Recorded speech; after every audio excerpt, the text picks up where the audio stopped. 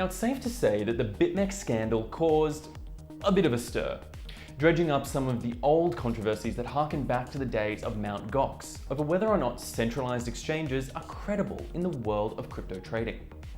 To recap quickly what happened, the US Commodity Futures Trading Commission, CFTC, and federal prosecutors are charging crypto trading platform BitMEX with facilitating unregistered trading and other violations, primarily related to a lack of KYC and AML practice taken by the exchange in relation to potential US customers, which were technically supposed to be banned. Now, on its face, this takedown opens up a golden opportunity for decentralized leverage trading platforms to take over. For those cemented into the world of DeFi, the BitMEX news represents great potential for the likes of Uniswap, DYDX, and other DEXs that the community has poured so many time and resources into. And hell, for those diehards that are looking to reduce the potential for government influence in the space, the buck does not stop there. As crypto Twitter user ThetaSeek points out, according to public knowledge, there are nearly 600,000 Bitcoin that have been officially filed with regulatory authorities, leaving them susceptible to government seizure or oversight.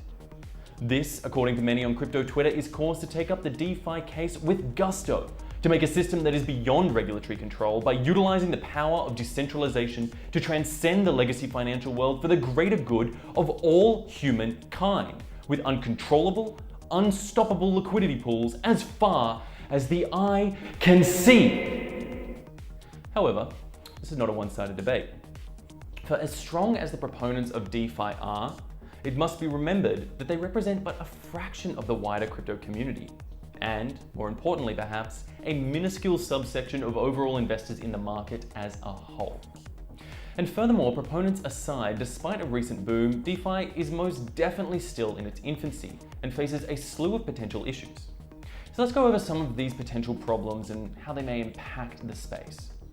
So one major source of angst in the DeFi world is smart contract vulnerabilities.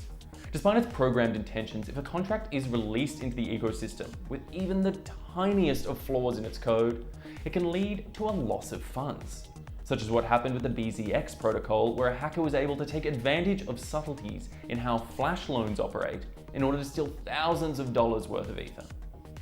But the risks don't stop there. Another great potential problem currently afflicting the space is user error. Millions of dollars have been lost due to users sending their funds to the wrong address, such as a dApp smart contract blockchain address. And while many in the space cite this as the cost of doing business, in a market dedicated to retaking one's own freedom, the training wheels have most definitely come off. It certainly isn't going to entice users en masse to take up the DeFi cause if they suspect that they may lose it all due to a mistyped key or perhaps just a lapse in memory. The risk is simply too damn high. And yet, we don't stop there.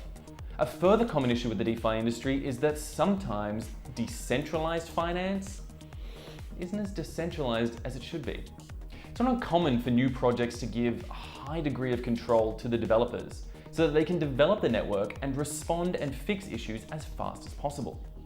A number of DeFi protocols have come under fire recently for operating with a high degree of centralization, with 12 out of the top 15 projects maintaining a form of God mode admin key. And while many well-intentioned developers wield this power benevolently, it requires a lot of trust for a system built on the catchphrase, "Don't trust, verify." But look, I'm not trying to shit on DeFi from a great height here. Most of the aforementioned problems appear to be ultimately fixable, and the best minds in the business are looking to solve these inherent issues, to build an organic, fluid ecosystem that can stand on its own. And that is most definitely worth applauding. But in circling back round to the BitMEX story, the fact of the matter is, as well as all the technical concerns I just mentioned, there are inherent risks for the DeFi space too. Governments have a slew of levers and pressure points they can, and in all likelihood will, pull and poke as they see fit, in order to take down elements of DeFi.